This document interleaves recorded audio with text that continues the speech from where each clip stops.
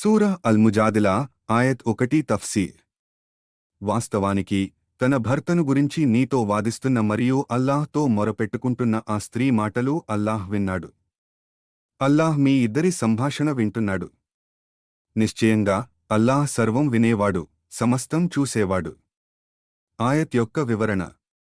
ఖద్ సమియా అల్లాహు, నిజంగా అల్లాహ్ విన్నాడు. అరబిక్లో ఖద్ అనే పదం నిశ్చయత మరియు పూర్తిని నొక్కి చెబుతుంది. అల్లాహ్ కేవలం వినలేదు, అతను పూర్తి శ్రద్ధ మరియు కరుణతో విన్నాడు.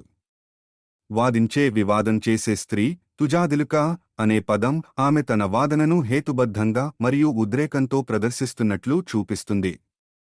ఇస్లాం స్త్రీలను నిశ్శబ్దం చేయదు.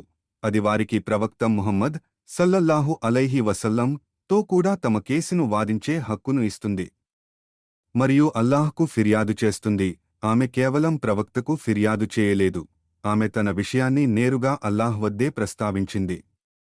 ఇది విశ్వాసికి మరియు అల్లాహ్కు మధ్య ఉన్న ప్రత్యక్ష సంబంధాన్ని చూపిస్తుంది. అల్లాహ్ మీ సంభాషణను వింటాడు. ఖవ్లా మరియు ప్రవక్త ముహమ్మద్ సల్లల్లాహు అలైహి వసల్లం మధ్య జరిగిన సంభాషణలోని ప్రతి మాటను అల్లాహ్ విన్నాడు. వినడం మరియు చూడటం. అల్లాహ్ మాటలు వింటాడు మరియు పరిస్థితిని, కన్నీళ్లను, బాధను, అన్యాయాన్ని చూస్తాడు. ఈ ఆయత్ నుండి మనం నేర్చుకునే పాఠం. అల్లాహ్ అందరికీ, ముఖ్యంగా అణగారిన వారికి అందుబాటులో ఉంటాడని ఈ వచనం నిర్ధారిస్తుంది.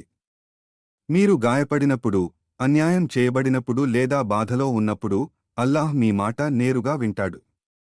మీరు అల్లాహ్కు ముఖ్యమైనవారు.